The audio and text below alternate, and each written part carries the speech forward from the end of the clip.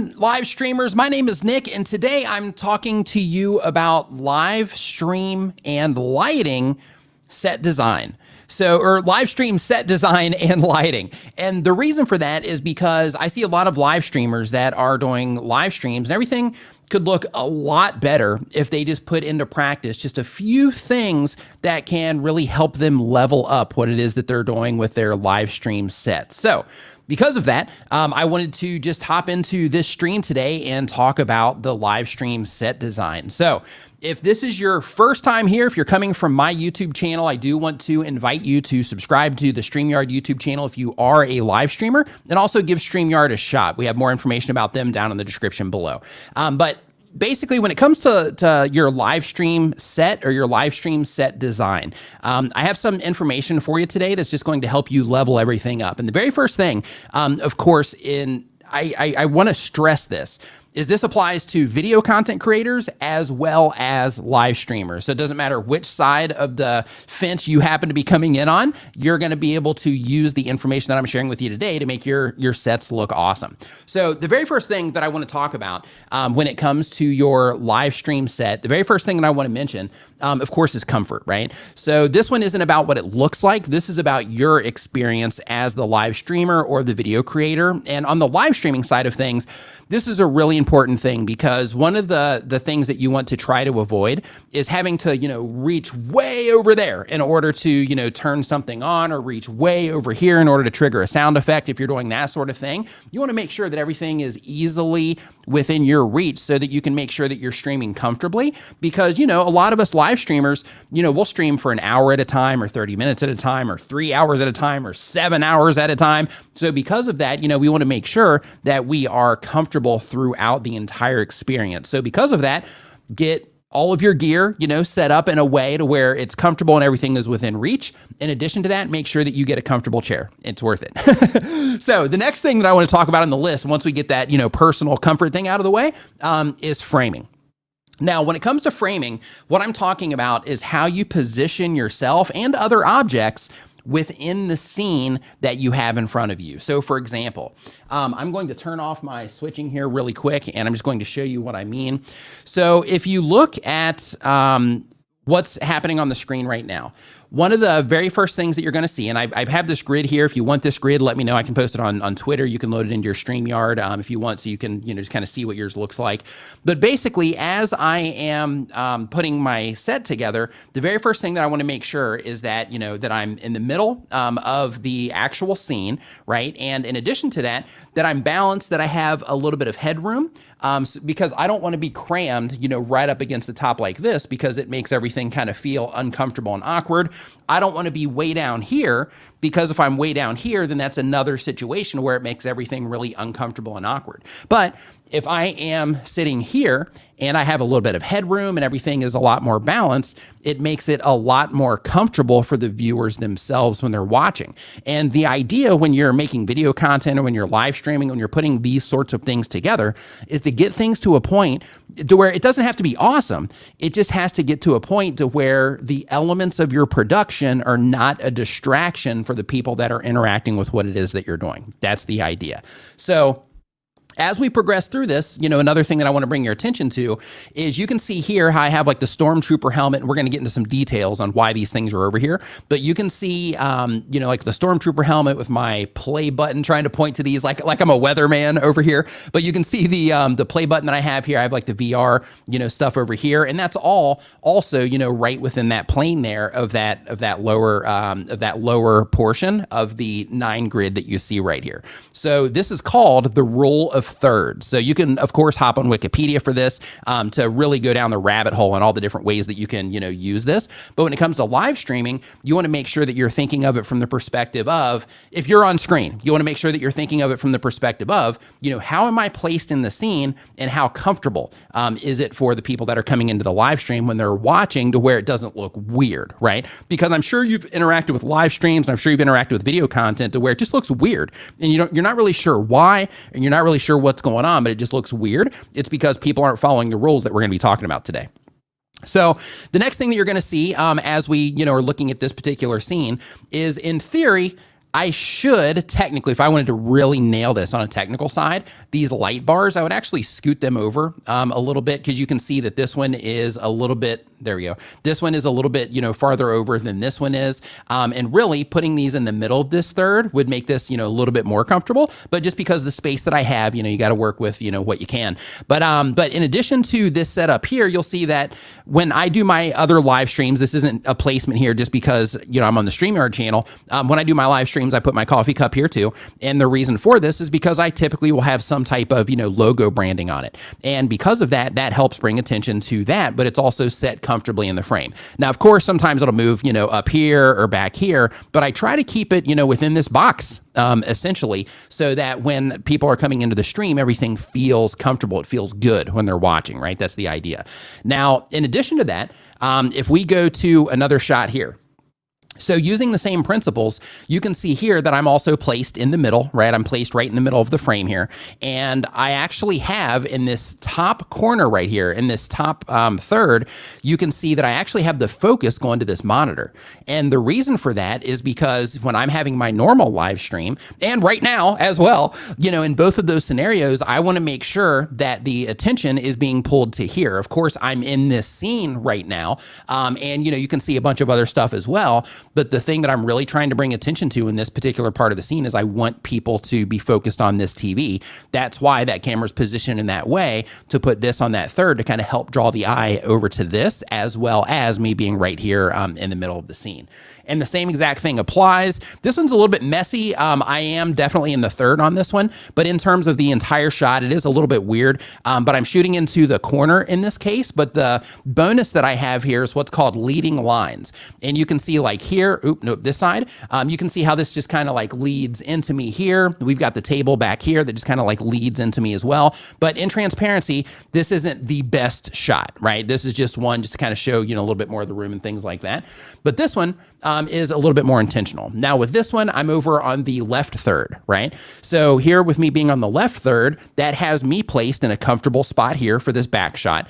And then I also have an available space here within this middle area over here on this far third in this particular box to showcase, books of friends and, other things like that. So when I'm putting all this together, the idea is that I'm thinking it through in terms of, how can I make this balanced? How can I make things be placed in the scene in a comfortable way so that when people are watching it, everything feels nice and good. So the framing, when it comes to that, is a really important part of making that feel good, so to speak.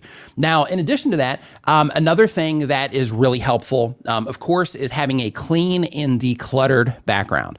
Now, I know, of course, we all have to work with what it is that we have, but it's really advantageous that if you are in like an office place, for example, or, if you're in your home office or if you're live streaming in your living room or whatever, that you are mindful of, what's going on in the background, that you are mindful of, how messy things are or how messy things are not. You just try to keep things nice and clean and decluttered so that when people come into the stream, they might have things to look at, but they're not sitting there thinking like, oh my God, this is a mess, right? Because then your background instantly becomes a distraction instead of your background being complementary to what it is that you're doing or complementary to your scene. So of course, you want to make sure that everything is nice and clean and tidy so that, when somebody comes into the stream, one, they're not judging you, but two, also so that it's not a distraction from the content that you're putting out, right? A negative distraction. If it's a positive distraction, which we'll get into those here in a minute, but if it's a negative distraction, those types of things can cause people to end up leaving your live stream or your video just because it's pulling their attention away from you, right? Now, the next thing is, if you don't have the space to do this, of course, like if you don't have like space to where you can kind of be farther away from walls and things like that, and you need to be close to a wall, that's perfectly okay. And that actually alleviates a lot of the problems in terms of the background stuff that we're talking about.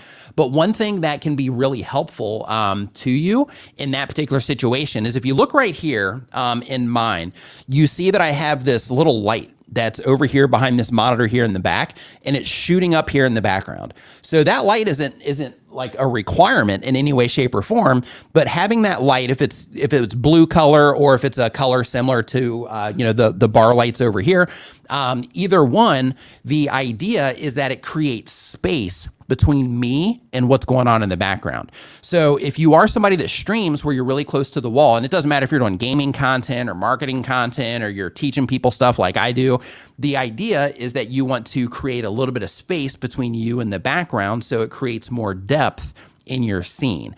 Because if you're just smashed against that wall, then there's no depth, right? It's just like you, wall, and nothing really separating you from that wall, and it creates a really flat scene. So because of that, having some type of light behind you, and again, it doesn't have to be colored, but some type of light behind you, you can put it right behind your chair, shine it up on your wall, and that's going to help separate you from the wall that's behind you, okay?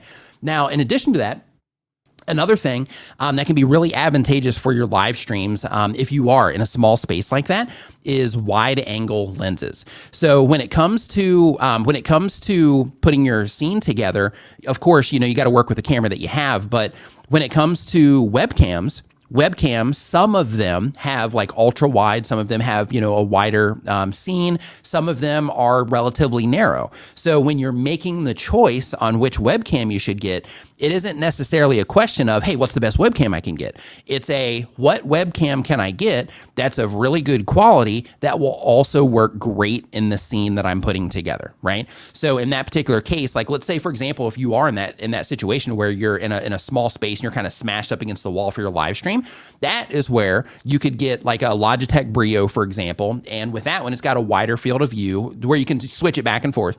And then you could switch it to a version that's just a little bit wider. So then that way you're not kind of crammed up in here, up into the scene. You can still be a lot more comfortable in the scene and show a lot more of the wall behind you because of that wide angle lens, and it'll make everything else look bigger, so to speak. Now, in addition to that, it's also advantageous to be intentional when it comes to the angles that you are shooting at or the angle that you're shooting at. So it's really common, and I did this for quite some time when I first moved into this place because I was trying to troubleshoot. Not really trying to troubleshoot. I just had my setup and I was happy with it, but I knew it could be better. But one of the things that a lot of people will do in their live streaming is they'll put their camera up high a little bit and then it shoots down onto them. And when you do that, it just looks weird, right? Like it's okay if you're real small, down in the corner of the screen or something. But if you're in a full scene like this, it looks weird. So because of that, you want to, if possible, lower your camera to where it's coming directly at you, or maybe even just a little bit lower, so that you can be talking directly at them. Just like, and this is the idea, just like if you were sitting across the table from somebody, or just like if you were having a conversation with somebody in real life, you don't talk to somebody, like with them looking down on you, unless you're, really short, I should say, but, with them, looking down on you, like a lot of people do with a lot of their webcam angles. Instead, you talk face to face, just like this. So because of that, if possible on your setup, make sure, yeah, I know, I see it too, Brad. Also though, make sure that that you if possible with your particular setup, that you do put your webcam or your camera at a more even plane with yourself, and that'll also give you just a better shot to look at, okay? Or give the viewers a better shot to look at when they come in. Now, in addition to that, in terms of being intentional with the angle, that's what I was talking about. Holy moly, I don't know if you saw that glitch or not. I'm going to stop recommending these ATEM minis. But anyway, with the angle, like I was talking about before with the framing, the same exact thing goes with all of the different things that you're showing in your scene. So make sure that you're being intentional with your angle, whatever angle it is that you're taking with what it is that you're doing, for the sake of making sure that, every angle that people are going to see, if you use multiple cameras, that everything is flattering in some way. Now, in addition to that, you want to make sure that you avoid, if possible, things sticking out of your head. So this is kind of like just kind of like a photography, just kind of basic, so to speak. But when you are live streaming and you have like a big monitor, sticking out of your head, you can see that I have one here in the back because I have an ultra wide back there. It's kind of sticking out of here, a little bit. And if I bring enough attention to it, it'll actually, look a little bit weird. But for my head, I have everything positioned so that my head is up and above and I don't have that monitor coming out of my head. because what can happen there is it's just unnatural. It makes everything just look, unflattering. However, ways that you can get around that, if you do have a monitor in the background or you have a TV in the background, you have anything that is a photo, hanging in the background, anything like that. One thing that you can do there is, one, you can use a lens. If you do use DSLRs to stream, or a DSLR to stream, you can use a lens that will blur out that background a little bit. And by doing that, that also creates some separation between you and the background, but it also lessens the impact and it makes a clear separation between you and the stuff that's going on behind you. Okay. So that's a really helpful thing. In addition to that, you can also be intentional with the angles like we were talking about a minute ago, and make sure that you're positioning things in a way to where it kind of brings your head up away from that, from those, photos or from the monitors or whatever it happens to be in your background, so that you can give yourself enough space up here to where you don't have all these things coming out of your head that are kind of competing for that visual space, so to speak. Now, in addition to that, and the same exact thing really quick, that applies to like plants, that applies to pictures on the wall, that applies to doors, that applies to, extra desks like you see back here, that applies to, all of those types of things. Anything that can be in the background that can be coming out of your head, the further away, the better it is. The closer it is, the more distracting it's going to be, and the more flat it's going to make your image look as well. Now, the next thing is, since we are just giving, tips here for, live streaming, set design. So one tip, hey, Eileen, hope you're doing awesome. One tip that I want to recommend to you is, if you are live streaming, you're making video content, and you're in a situation like I am, to where, you sit at a desk or you sit at some type of flat surface and then you record directly into your screen. I really recommend, you see this felt mat right here. I really recommend that you pick up something like this, so that you can put it here for when you are recording your live streams, or when you're recording your videos, or when you're doing your live streams.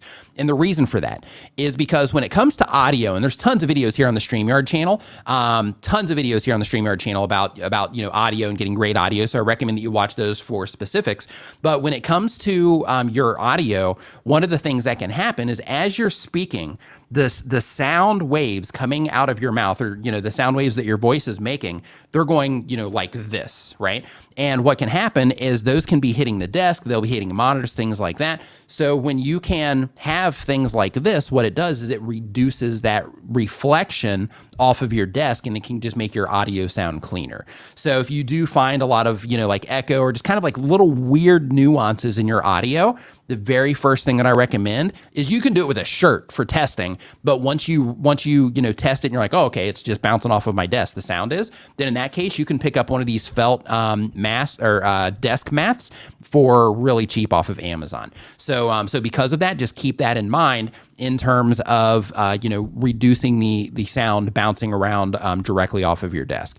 Now, if you are somebody also, when it comes to your set design, if you are somebody that is live streaming and you don't have, a microphone this close to you, or let's say you're using like a shotgun mic or a lavalier mic for your live stream, then in that case, another thing when it comes to your set that you want to think about is, you do want to think about that noise dampening. So for example, if you find that like, man, I've got all this sound coming in from all over the place, it sounds like I'm in like an echo chamber, or it sounds like I'm in like some, hall somewhere, then in that case, you want to consider sound treating your room. Now, of course, there's, high-end versions of this where you can get, like these high-end sound panels and things like that.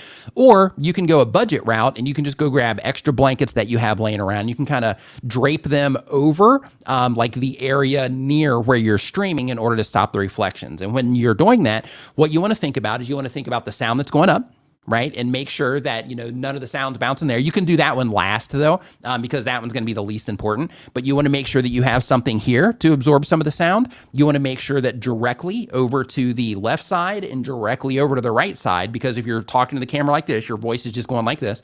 So you want to make sure that you have directly over here, those blankets or sound panels in order to help lower the echoes that are happening in the room. Now, if you're fortunate enough to, have, like a microphone like this, and you're processing your audio and all that, it's not as big of a deal. But if you're recording with something like a lavalier or a shotgun mic, those things can be really problematic when it comes to your room. So as an example here, I have the felt here. I have a carpet that I put down here on the floor in order to also catch some of the sound. And then I had curtains made that completely cover this entire wall that's front facing here, because I knew when I was putting this place together, I'm going to be live streaming, in here, and I'm going to be, making videos in here and all that. So I have like curtains here. I even have some extra curtains hanging over here in this little hallway to make sure that nothing weird happens, or not hallway, but this other little part over here, to make sure that, like, as sound's going that way, that I don't have any type of weird things happening there either. So, investing in curtains or blankets or moving blankets or sound panels can be really advantageous when it comes to your audio and making your audio sound a lot better. And the reason that's important is because audio is half the experience that people have. So, when you came into this live stream today, you see what things look like, and you might think like, hey, this looks cool. And then you hear what things sound like, and it's like, hey, this sounds good. Right? So because of that, you have two different experiences that people are having, minus this glitch that I'm getting from my ATEM Mini. But basically, you have, those two different experiences that people are having that end up making the one, final experience that people get. So because of that, make sure that you are being intentional about your audio. But one thing that I do want to let you know, if anybody has any questions about any of the things that I'm talking about, we are going to do a Q&A about anything related to live streaming or any of the stuff that we talked about today. So once I get through the content, then we will go into the Q&A part. So we should be getting into that here in about 10 minutes or so. But the next thing on the list is that if you are limited on the lights that you can use, like let's say, for example, you're like, hey, I don't want to go out and spend, a bunch of money on a bunch of lights and things like that. Then in that case, if you have like one light that you're using, or just like a brighter light, or let's say that you have just like your room lights on, one thing that can be really helpful is if you have a white desk or a white desk pad.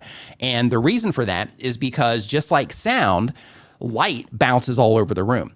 So because of that, when you have a white desk, that can also kind of help reflect some of that light. If you have your lights up here at a 45-degree angle, then it can help reflect some of that light and put more light on you and brighten you up without you just being completely blasted by light, so you can sit there and stream for an hour without getting a headache. Right? That's the idea.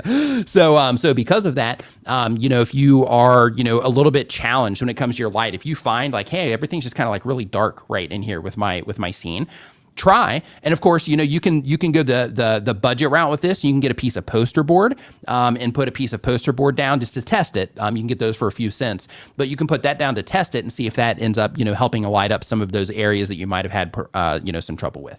Now, in addition to that, another thing when it comes to your set design is personality items. And that's what these things are. So basically my play button there, because I make content for YouTube content creators, I teach people about YouTube. So because of that, having my play button back there so that people can see that, that's just a personal item. It's something that YouTube content creators can connect with, because a lot of YouTube content creators want a play button. And in addition to that, I have my Stormtrooper helmet here, and that's also a personality item. And the reason that I have the Stormtrooper helmet there, because I could put it anywhere in the room, I could put it somewhere else in the house, but the reason that I have it here is because I want people that come in and they watch my videos or they come through my live streams, as they come in, that helps some people that are into Star Wars identify that I'm also somebody that's into Star Wars. So because of that, that personality item right there, or two of those personality items right there, can help, grab somebody's attention. Like, oh, hey, he's, a Star Wars fan. I wonder what he's got to say. So, because of those personality items, people will give me, just a little bit more time. Now, in addition to that, I've also got, like a little VR thing over here. And again, it's one of those things that I have there for the sake of, people seeing it and people relating to me when they come in and they see those items. So when you're putting your set together, you want to make sure that you're also adding some of those little elements that you can use to connect with like-minded people. That's the idea. Because when it comes to like social media, when it comes to, all this stuff that we're doing, that connection is a really big deal. So it's really important to make sure that, if you do have things that you're really interested in, that you do highlight some of those things. And that creates that, personal connection, and it makes you, a lot more human, so to speak, because you do have those things that people can relate to. Now, another thing as well when it comes to your set design that is important is color. So in this situation, you can see right now, you can see that I have this black shirt on this black wall. Technically, I shouldn't be doing this. This shirt should be this hoodie. I should actually ask StreamYard, if you guys see this, try to get me like a darker gray version of these. But basically, with this black on black, you can see here, you kind of lose my body a little bit, right? So when you lose my body a little bit and I kind of blend into the background, a better move with this is to have like a dark gray or something like that, to where it creates a clear separation. And I could go vibrant too, because I have this blue back here. I could wear like a yellow shirt or a white shirt or an orange shirt, something like that to stand out, even something blue or just anything bright that would work well with blue in order to create just a clear separation between me and the background. And the same thing happens as well. Let me switch to one of these. Yeah, the same thing happens like right over here. So if you look over in this area right here, and I'll kind of move out of the way.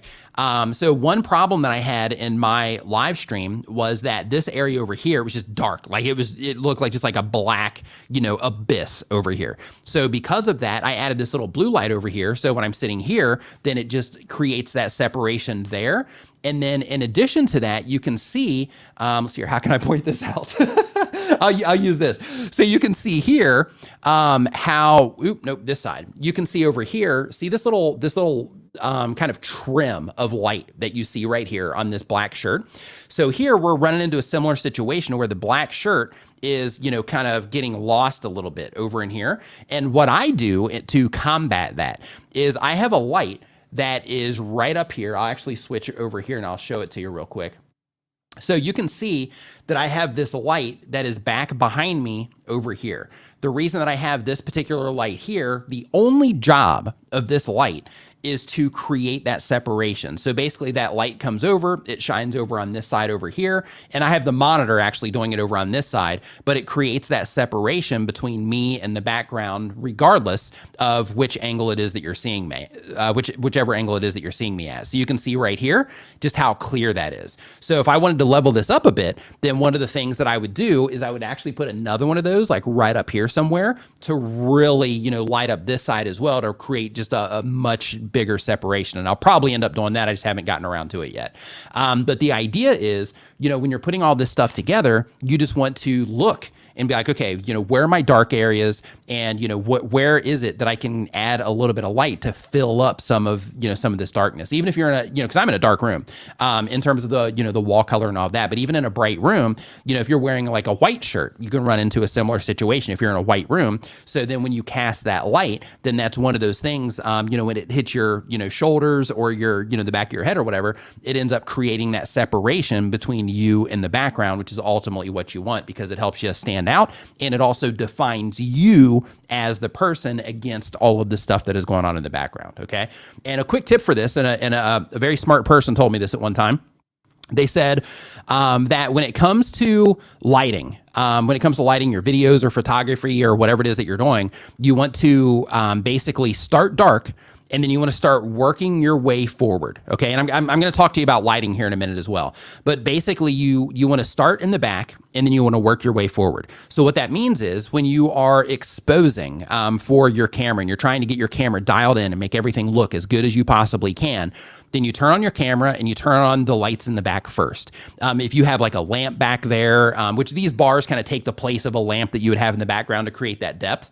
But if you have like a lamp back there, something like that, then in that case, what you do is you turn that stuff on and you expose the light for that. And then as you keep moving forward, once you get to you, then you already have the background looking great. And then you light yourself, enough to where, you can still stand out against that background. So because of that, when you are, when you're, putting all this stuff together, you just want to make sure that you're thinking, those types of things through.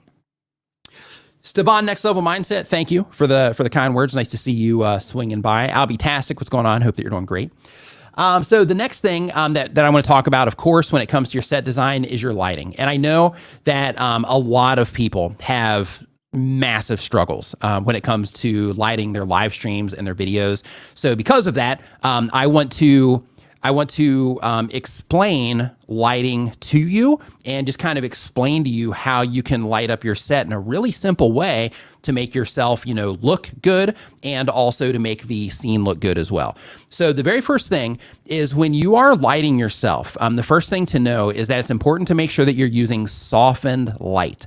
Now, a lot of the LED panels that you can get these days, they are kind of harsh. Like if you look up at them and you can see the little bulbs and it makes you want to go like this, kind of like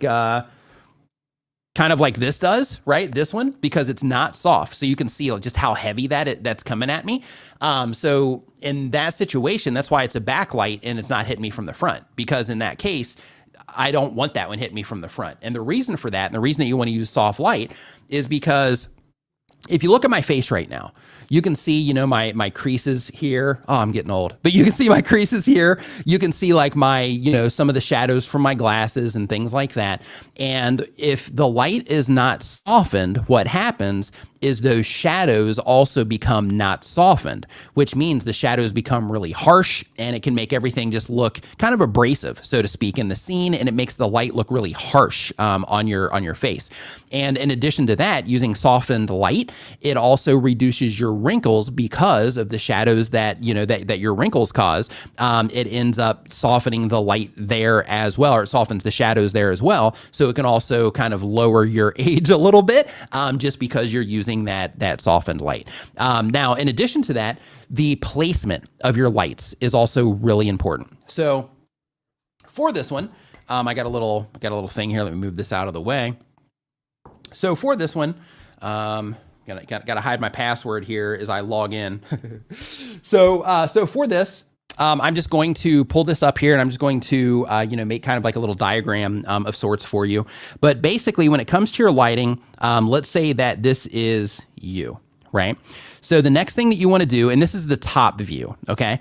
So the next thing that you want to do is when you're sitting there, and I'm just going to go ahead and just put like a desk or something here, right? That's a horrible desk. Wonder if I can clear that and we can just start that again. So clear. Okay, let me do that again. So this is you, right? So we're just going to do you. And then we'll just say, we're not even going to put a desk. We'll just say that's you. So then the next thing you want to do, in case you're sitting on a chair or something like that. So the next thing that you want to do, I think I can do like a picture in picture here. Give me 1 second. Where is the picture in picture? There we go. Okay, let me put it over here instead. Let me put it down here. Okay. So then the next thing is for your actual lights themselves. What you want to do, and of course, the size of your light isn't really, that important. It can be, but the placement is the most important. So when it comes to lighting, you have your key light and then you have your fill light. And the reason that you have two different lights is because one is going to be your primary light. That's all this is. So your key light equals your primary light, okay?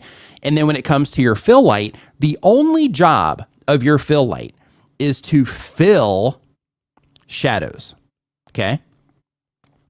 Now, of course, you can use the same intensity of light for both of these to give yourself more of an even look, but it's typically best practice to have one light as your main key light that is more intense. You have it turned up, and then you have your fill light to where it's just turned down just a little bit, so that when it comes in on this side, or you can swap them, based on your preference. But when it comes in on this side, in my case, that fill light, the only job of that, and you can see the clear definition here in my face if I just do this.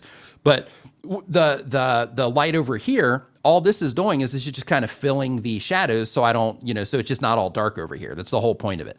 And then there we go. And then back here, this is where you want to put either a backlight behind you, shining onto the wall behind you, or you can do something like I do, to where, you have a little light, back here, and then that's coming over. And then of course, if you wanted to, you could do another light here. And that would be, both of these would be for that separation that I was talking about here that you get on your shoulders. But in terms of the lighting, the idea that you want to look for is 3-point lighting. So under the 3-point lighting, we would actually lose this light right here, right? So then you would have this light right here, which would be, let's turn it to yellow. So it's just a little bit more symbolic of light here. So basically you would have this light hitting you here. you would have your key light hitting you here, and then you have either the light coming from here, or if you don't use that light, and I'm going to take this one out too, and if you only use this, this backlight here, and let's just do that, then you can have this up high shooting down, right? To create that, the light hitting your shoulders here and the top of your head as well. Or if you put it over here to the side, then, that same exact thing can happen, but you're just going to kind of miss out over on this side to where you might get a little bit of darkness over there if you don't want to, if you don't want to put a light over on this side. But if we erase all of this, right? The next thing I'm going to show you, because that's the top view. And of course, if you need to screenshot that or something, of course, you can do that on the replay. Just come in and, screenshot it there. But on the top side here, if we do this again, let's say that you are sitting here, right? This is your head, right? We're just going to put you, and we'll just say this is your shoulders coming down here, right? So when it comes to your lighting and where you put the lighting, and just a heads up, apparently I'm not the best drawer in the world, but when it comes to your lighting, what you want to think about in terms of if you're looking this way, right? So the view that I'm showing you here, imagine that you're standing right here behind me, right? That's what you want to imagine for this shot that I'm showing you here. So basically, when you are putting your lights together, a lot of people will put their lights like this, right? To where they're just in alignment with the head. And the problem with this, like this can be okay if you don't wear glasses or anything like that. Like this definitely will get the job done. But if you wear glasses, this becomes very problematic because then every time you move your head back and forth in any way, you're going to catch massive glare in your glasses. So a better way to do this, if you wear glasses or not, a better way to do this is to take that same exact approach, but you put them up higher. So just like you put them over, in this case, right? Just like I put these lights over at a 45-degree angle, I also take them up, right? So then that way, if I move my lights, or if I move my face all the way across the plane here, you can see that you don't see that light hopping up in my glasses. You see this monitor right here a little bit because it is in alignment there with, how I'm looking, or with the height of my head. But the idea here is that when you put your lights up just a little bit higher like that, just a little bit, they don't have to be too high, but it makes it to where even if you're wearing glasses, you can move around and you're not going to get that glare.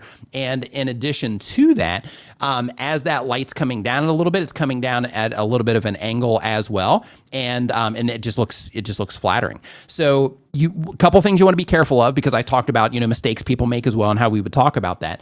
So one thing that you do want to be careful of when you are raising your lights up like that is you want to make sure that you don't raise them up too high, because if you're raising up too high, then what you'll end up getting is like raccoon eyes, right? To where, they're up too high.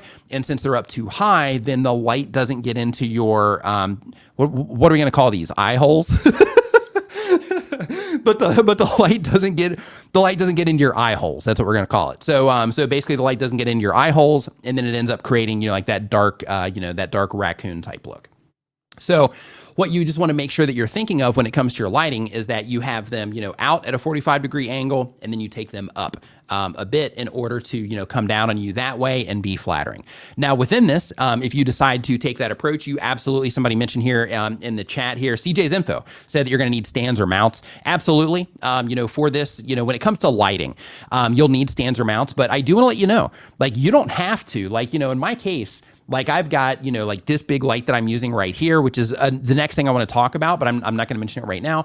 But I have this, big light right here, and then everything else is, relatively small. But if you don't want to, go this route, you don't want to, get, like video light, so to speak, then you can go to a hardware store. If you live in America or anywhere that has a hardware store, I can get them here in Thailand too.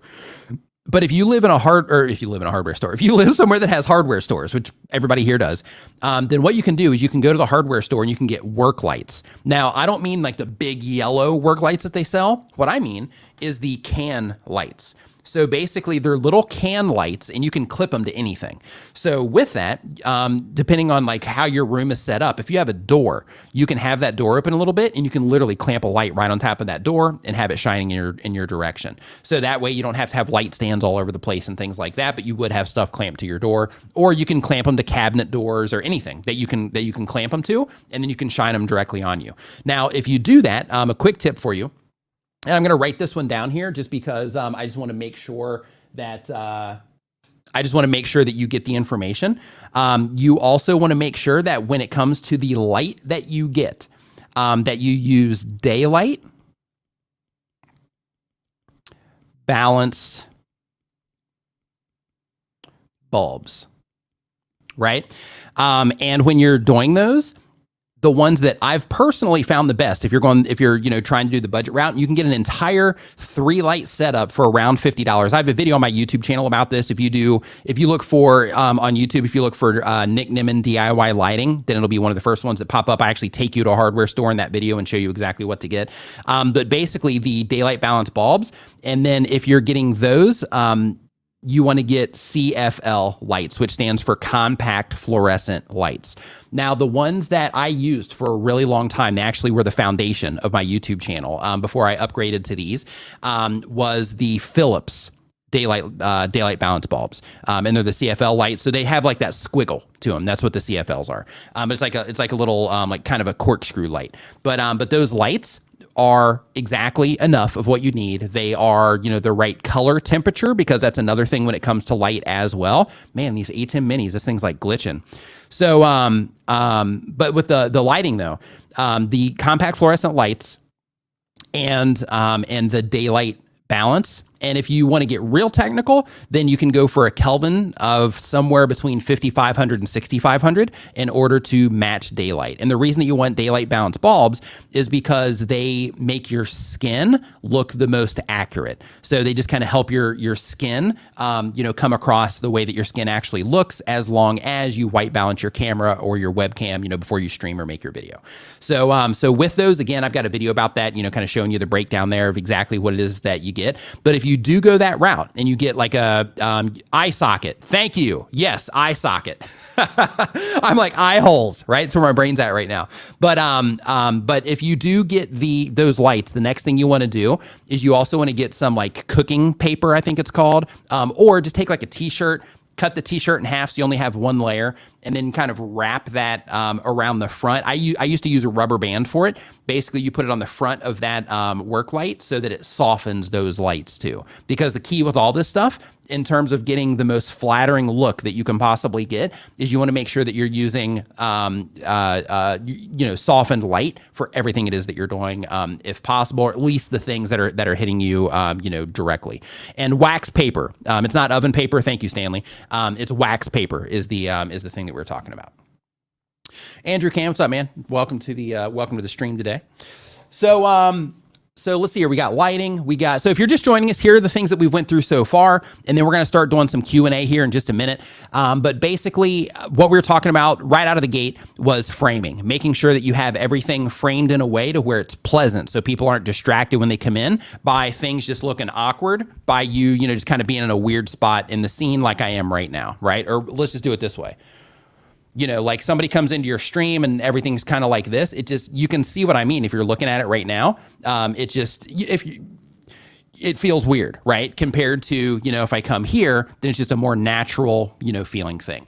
The next thing was to make sure that you have clean and decluttered background. If you don't have space, and you're not shooting in like a larger space, make sure that if you need to get close to the wall, that you use some type of backlight, because that will help separate you from the background. Using wide angle lenses can be beneficial. And I'm just kind of recapping this for the people that are just joining. In addition to that, make sure that you're being intentional with the angle and try to try to record with the camera straight instead of having it come down at an angle, which a lot of live streamers do. In addition to that, try to avoid things sticking out of your head in the background. And also make sure if you're trying to get your audio tuned in, that you use a desk pad of some kind that will help reduce the reflections.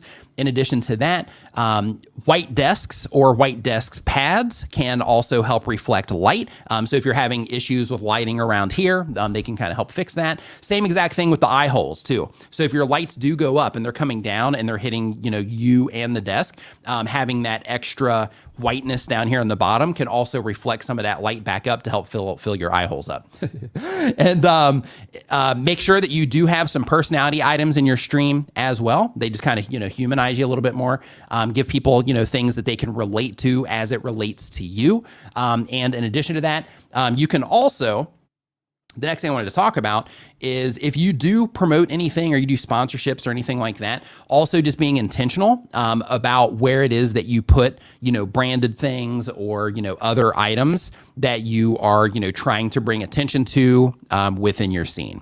So in terms of the production information, that's where we're at right now. Now let's talk about some questions and answers that we can do right now. So out of all the things that I was talking about, I agree. David Foster's like light stands are for the weak. Absolutely. Yeah. So David does this too. Nice to see you in here, man. So David does this also to where, there we go. To where he has like trusses. That's what I had as well. So I had like a truss, put together so I don't have to worry about light stands and, things like that. I have everything mounted to that truss. It just makes all of that just way easier. You can actually buy, trusses and things like that on Amazon. You also have like auto poles to where, you can kind of string them across small areas or have them go from, ceiling to floor in order to make sure that, that you're not just kind of polluting your entire recording or streaming space with light stands. So David asks how I like, very first question here, David says, how do you like having that monitor in front of you at an angle? I love it because doing this, it helps me keep my camera low so I can have a more natural shot instead of it coming, up high. And with this angle, I can still see everything just crystal clear. I don't have to struggle to see anything. And it just makes that, it just makes it easy, so to speak, for me. So I absolutely dig it. Now, let's see here. So if you have a question, go ahead and put a Q in front of your question, so I know it's for me and not a side conversation happen in the chat. And let's go ahead and start answering some questions that you might have. So let's see here. Do you have any? What would you have about using a green screen setup? So green screen setups are cool for certain types of things. So I don't recommend green screens if you're doing, presentation type content. If you're doing gaming or something like that, then green screens all the way. But if you are, sharing like educational stuff, things like that, then in that case, I'm not a fan of green screens, but, some people do, they'll have the green screen to where they'll sit there and they'll use, the stuff that people are seeing in the background is kind of like a whiteboard, and then they'll be down in the corner and then they'll just kind of write on that. That's perfectly okay. But I personally believe that with the green screens, those are better suited for like gaming and those types of things to where it's just a little bit more appropriate for that type of thing. Because when it comes to green screens, there's a very fine line of things looking good and things looking really corny. So because of that, I'm just not a huge fan of them for non, gaming type of content. Let's see here. So Gear to Create Media says that I use spun glass to diffuse my LED. It's a material like fiber. Nice. Thank you for that tip. I'll be looking into that after the stream today. Let's see here. So, if you have a question, just make sure you put a Q in front of it, and then I will answer that question. Hey, Hannity, hope you're doing awesome. Ferocious Beard Company says I plugged in my blue mic and went there instead. I just went back and watched. Okay. So it looks like we don't have any questions, it appears, unless they were asked earlier on this. Oh, okay. So why would CFL be better than LED bulbs? They're not. In terms of, if you get like an LED panel, but the CFLs are good if you're buying actual bulbs to use in a budget kit. So the budget kit that I'm talking about, I have a video on my YouTube channel about DIY lighting. If you just look for my name and then DIY lighting, that video will come up. But the reason that I recommend that particular kit is because it's dirt cheap. And I know a lot of people that are, just starting to live stream or just starting starting to make videos, like, you know, they don't have a lot of money to invest in that like hobby project or that side project or that, hey, let's just start uploading stuff and see how it goes type of project. So because of that, it's just a great, you know, it's a great solution to get started and get everything looking good. The only problem that I had with that particular setup is every time I would go, because there is a difference, and everybody should, you know, understand this. There is a difference in terms of the quality of light. So because of that, you know, when you do upgrade, you know, to professional video lights, the quality of light is different, and the way that that light hits your skin and the way that it all interacts together with the camera and all of that, it just creates a better looking image. However, with the budget route that I was talking about, that's perfectly fine, but you might need to do just a little bit of a tweak on the white balance in order to take away some like green hues. Because that was a problem that I had, is I had just a tiny itty bitty little tinge of green, that would just kind of wash over the entire scene. And I would just have to go into the editing software in that case, and I would just bump it up literally like one notch, and then it would take care of that instantly. Let's see here. So David says that LEDs also help you generally decrease the brightness, which can also help with removing rolling shutter. Absolutely. And really quick, you know, for you guys that are interested in production of any kind, like when it comes to live streaming, you know, production and putting all this stuff together, David Foster's in the chat right now, and he has tons of content like this. Like he actually builds sets for people. So you should definitely follow him if you are, you know, if you're interested in taking your live stream to the next level. Let's see. I used Philips and I checked the Kelvin using the Light Meter app. Nice. So let's see here. What tips? Okay, we did that one already. So let me scroll down. Just looking for any cues, any questions. Follow up. If you use a green screen, any tips on how to set it up properly? Absolutely. So when it comes to your green screen, you want to make sure that you are lit well. So in terms of the lights that are hitting you, you want to follow the same, you know, practices there that we talked about earlier.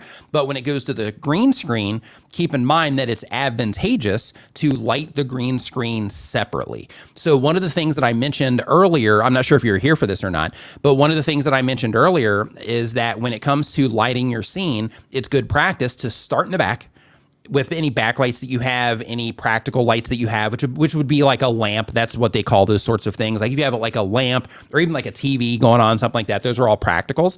But if you have a practical light, then in that case, you want to make sure that you're lighting for that first, because if you light for you first, then that light, you know, might not even be visible, or it might end up being way too bright or something like that. But if you start in the back with your practicals or any backlighting that you have, and then you start working forward, then you can create just a better scene that way, and with a lot less headache. So when it comes to lighting the green screen, you want to make sure that you have adequate light, but then you want to light the green screen separately. So what you want to do is make sure that the green screen is lit first, then put yourself into position, and then light yourself, right? So when it comes to the green screen, that's the approach that you want to take. So Tim Provision says, random question, what are you using to get questions on the screen like that? So for this, I'm using StreamYard. That's what I'm using to live stream this with. So this is the software that I use for my live stream every single Saturday. I do a stream on my channel at 9 a.m. every Saturday. And this is what I use. I've been using it for a long time now to do that stream. And then I use this in combination with this glitchy ATEM Mini Pro Extreme in order to like switch cameras and, you know, and that sort of thing. But you can see like I'm having problems with this ATEM Mini right now. So I'm actually going to stop recommending these because of the problem that I'm having with this one. The other two were fine, but this one's being a pain. I'm thinking about starting a YouTube channel. I use my smartphone to record. What lighting do you recommend? So if you are going to be recording with your smartphone, then in that case, one of the things that I recommend is that you do use some type of app like Filmic Pro or something like that, where you can dial in the settings and lock in settings for your phone video recordings. So if you're going to be recording in a scene like I am right here, to where, you know, you're going to have your camera there and then you're going to be sitting there talking to it, or your phone, then in that case, first make sure that you're using an app that will that will let you just fully dial in what your image looks like, within your phone, and that you can lock it in. And the reason you want to do that is because if you have it set to automatic and then you start turning on lights and you start, turning on backlights, things like that, then your phone can start trying to expose for all these different things, and it can make your image look very bright, or it can crush things down as well. So because of that, you want to make sure that you're manually dialing in your lighting that way. But in terms of the lighting, like if you wanted to buy lights, I recommend Aperture lights, anything that they put together. They're professional video lights. I recommend Godex lights. They're also fantastic. But if you want to go the budget route, if you're just getting started and all that, if you're not making content money yet in terms of money from your content, you're like just taking it out of pocket, then in that case, I would start with just a budget kit, and I would just go to a hardware store. I would grab some of the can lights. They're work lights. You'll find them in that section, and then grab some compact fluorescent bulbs that are daylight balanced. Philips makes some great ones, and then throw them into those work lights. Put a t-shirt or something over it, or some wax paper to soften it, and then you'll be good to go. Can you set up multiple cameras with a Stream Deck with StreamYard? So you can set up multiple USB cameras, depending on the package that you have. You can set up multiple USB cameras within StreamYard. But in terms of using that with the Stream Deck to switch, I'm not 100% certain. However, StreamYard does have a Facebook group that's free, for anybody that wants to join it, to where, you can go in and ask them that question there. And you can give feature ideas to where if they don't have that yet, to where maybe, you can recommend that to them. But it's a great group, a lot of great live streaming tips in there, as well as a lot of interaction with the community, help making StreamYard more awesome. Let's see here. I have that natural glow. I don't need professional lighting. On that note, one thing that I do want to mention as well, because we didn't talk about this, but one thing that I do want to mention as well is that when it comes to lighting, you don't have to get lights, like this.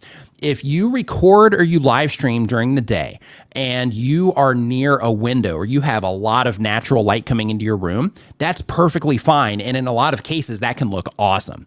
But if you're like, hey, I want to be able to stream at night, I want to be able to stream in the daytime, and it doesn't matter if the sun's going up or going down or anything like that, then in that case, that's where you try to control the light and you end up getting, lights that you can use. But if you are like, hey, I'm always recording or live streaming in the daytime and it's not during sunrise or it's not during sunset, and I'm being mindful about clouds passing over, because those types of things can cause the lighting to change when you're recording. But if you're doing it on like a bright day, so to speak, and you don't have clouds passing over that are causing the light to the sunlight to go brighter and darker, then in that case, just recording by window or live streaming with that natural light coming in from a window is perfectly fine. In that case, just as a quick bonus tip, if you do have, since we are talking about set design and just production in general here, as a quick side tip here, if you do have, like a window over on this side, as an example, man, this ATEM Mini is glitching like crazy. But if you have a window over on this side, one thing that you can do, because how we were talking before about having a key light and a fill light. So what you would do in that situation is you would have the light from the window as your key light, essentially. And then you can go to a hardware store and you can get a piece of foam board, and then you can put that foam board over on this side and just make sure that the light from the window is hitting that as well. And then you'll get some reflection off of that can also act as part of your fill, which can end up making everything look really good. Let's see here. Does StreamYard hang out on your streaming? So I've had StreamYard swing by the streams, but they don't, like the staff don't hang out there. Usually when I stream, it's Saturday at 9 a.m. So a lot of the StreamYard staff are, at home sleeping and, doing all the stuff that you do on the weekend, when you're not working. So taking old videos to delete them, tweak them or not, and then re-upload them, putting them back up in front. So technically you can do that, but it would be better if you just have the original files and you can kind of re-edit things, together that way. Because when you have a video go up to YouTube, they apply compression to it and all that to make it, just work best on the platform. And because of that, there can be like a little bit of quality loss and things like that. So if you start downloading videos and then, editing them and putting them back up, then, every time you do that, you end up losing a little bit of quality in the actual scene itself, or in the image itself, and in the audio. So because of that, I would definitely recommend that you work with the original files if you can. But you can definitely download those videos, tweak them, and then re-upload them. But I wouldn't do that like back to back. Like I would save that for like, hey, this video has been online for like a year, hasn't really done that great, but I know now with all the skills that I have that I could make that video better. Then on the editing side, then in that case, you can go through and do that. But really, if you wait that long, you're just gonna be better at making content. So you should probably just make it from scratch at that point in time, because you're gonna make a much better video at that point in time compared to what it is that you made before. Let's see here. Random question. But what are you using to get questions on the screen like that? Okay, yeah, we got that one already. That's StreamYard that we're using for that. And I'm looking for those cues. Video for bosses. What's going on? Hope you're great. How do you balance showing enough of your personality on stream yet staying on topic? So that's a great question. So when it comes to balancing the two, it's challenging. So, and I do it different based on where it is that I'm streaming. So for example, here for the StreamYard streams, I try to keep it, as business as I possibly can here. But then, of course, if I end up, mentioning something or whatever, I'll kind of fall out of that from time to time just because it's in my nature. But then on my regular live stream that I do on my channel, there I'm a lot more flexible, and I can just kind of do whatever I want because it's my content. So then I can, just do whatever I want there. So then there, I just make sure that I'm balancing, giving the people that are coming in to participate in that stream. I just balance, like, okay, am I giving them what they're actually coming in here for? As like the majority of the content they're getting. If yes, then in that case, I'm doing it right. If I'm like, hey, I'm just sitting here talking about myself the whole time, then in that case, then I'm like, okay, well, I'm if I'm just being like a clown, so to speak, then in that case, I'm kind of distracting from what it is that people are expecting to get from the content. Do you recommend editing videos for short attention spans, or just doing one take with natural pauses to show your normal personality? Definitely edit your videos. And it's not necessarily for short attention spans. It's just that editing videos is typically like you edit videos because it helps pull people through the video. So there are people, like if you have the skill set and you can do it, to where, there are people like the YouTube channel Project Life Mastery. He does these from time to time, to where he will just, start talking, and he's so good at his presentation that you can sit there and just watch him talk, and the next thing you know, like a 15-minute goes by and you didn't even realize that there was no editing on it. But not a lot of people are that good. I mean, there are a lot, but most of us are not. But if you are, then absolutely you can do that. However, when it comes to editing, the difference is that in the edits, you're taking out your ums and your ahs and filler words and just dead space in the video. You're adding B-roll to it if need be, just to make it, more of a presentation. It just makes it more interesting than just sitting there, watching somebody talk. That's why even during the live streams, that's why I do all these cameras and all that stuff too, because, if somebody's just sitting here watching me talk, like, it's fine. They can listen to the background, but like for the people that are watching, the camera switching, things like that, just makes it more interesting. There's more to look at, there's more, there's just more going on that keeps people engaged in that case. Let's see here. Everybody tap the like button. Absolutely. Yeah. If you haven't done that yet, make sure you smash that like button. Cine Geek says, I use a Mac M1 and the camera does not let me tweak it. Is there a way to customize the Imac camera? I'm not sure. I can't answer that one for you. I have a MacBook Pro, but I've never tried to adjust the camera on it. You might want to look and see if there's any apps that will do that for you. But to my knowledge, I have no idea. That I've never even tried to do that with the built-in iMac camera. Nick, why the black sweatshirt? Is it to blend in with the background? We actually talked about this earlier in terms of the black sweatshirt. I went actually in depth on that earlier. Let's see here. Stream Deck with OBS is great for switching camera views, in my opinion. Yeah, that they work great together. Absolutely. So you can use the virtual camera in OBS and then port that into StreamYard, so you can just easily add comments and all that stuff to the screen. But then you have all that automatic switching going on through OBS. Absolutely, they work great. David, thank you for the kind words, my man. On the camera that I'm using right now, this camera that's right in front of me here. Let me turn this off. So this camera that's right in front of me here, this one is a Sony a6500 with a Sigma 16 millimeter 1.4 lens. This one here is also a Sony a6500 with a Sigma 16 millimeter 1.4. This one here is a Canon 90D with a 10 to 18 millimeter lens on it. This one back here is a A6500 as well, but this one has a 35 millimeter lens on it. And then this one is a GoPro. And with this, I can just kind of, use this to just kind of show people around, or when people ask, what I use to do the switching or to trigger my audio and, things like that, then I can just kind of move this one as kind of like my motion cam, so to speak. Let's see here. Is there a hotkey for the extra camera? Yeah, for that, I'm not sure with the Stream Deck and the hotkey and all that with the USB camera. I'm not 100% sure on actually triggering that. So Steven, Next Level Mindset says, who decides what ads are run on our channels while we're working towards the partner program? So YouTube does.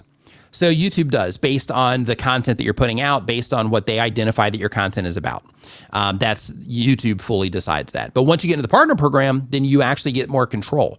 So just a quick heads up, a little bonus tip, for everybody is if you start promoting things as an affiliate, then it can be advantageous to make sure that you put the websites of the things that you're promoting in your blocked list for the ads that can run on your channel, because in some cases, you can end up in kind of being, collateral damage, to where somebody does an ad campaign based on, keywords and things like that. And then the thing that you're promoting, they actually end up putting ads right in front of your video. So definitely make sure that you block those types of things. In addition to that, if you work with sponsors in any capacity, as part of what it is that you do, I just do it by default. Like, I don't even mention to them that I do it. But one of the things that I also do is if I work with somebody as a sponsor, I go in and I block their competitors, so that their competitors can't advertise on videos of me bringing attention to other products, and they can't advertise on any other video on my channel either. So, so just as a kind of level up for the people that you're working with, and as a gesture of kindness, for me, one of the things that I do is if somebody is investing into me through sponsorship, then the least I can do is block their competitors from advertising on my stuff. In some cases, some will get through if they use like alternate URLs or something like that. But as soon as they get detected, then those get copied and pasted as well, and those ads get blocked also. Okay, so thank you everybody for hanging out here. If you do have any questions about any of the things that we discussed here in the live stream today, feel free to tag me in the StreamYard Facebook group. If you just go to facebook.com, like you don't know what Facebook is, but if you go to facebook.com and then you look for StreamYard community, then that group is going to show up there. So if you have any questions about anything that we talked about here, then you can ask in there. Just make sure that you tag me when you do, or you can just hit me up on Twitter. Just make sure you add me on Twitter if you need any clarity on any of the stuff that I talked about here as well. So I do want to let you know, if you are, new to live streaming, or if you're using other stuff for your live streams, I do want to let you know that, you can try StreamYard for free. So you can see how powerful it is. They let you add graphics to your stream really easy, just a few clicks. You can pin comments to the screen. You can actually see comments right here in the interface. You can do all kinds of really cool stuff in here. It's really easy to bring guests on, but you can try it out for free if you go to StreamYard.com. There's a link for that down in the description. And also, I stream here the last Tuesday of every month. Sometimes, just due to scheduling and all of that, I might do an overflow like I am this time. But in most cases, I stream the last Tuesday of every month here. So if you enjoyed this stream, make sure that you subscribe to the channel so that you can see the videos that I put out here on the StreamYard channel. There's going to be one published here soon, and so that you can come and hang out when we do these live streams. So thank you everybody for hanging out. Thank you StreamYard for having me on the channel, and I will see you guys next time.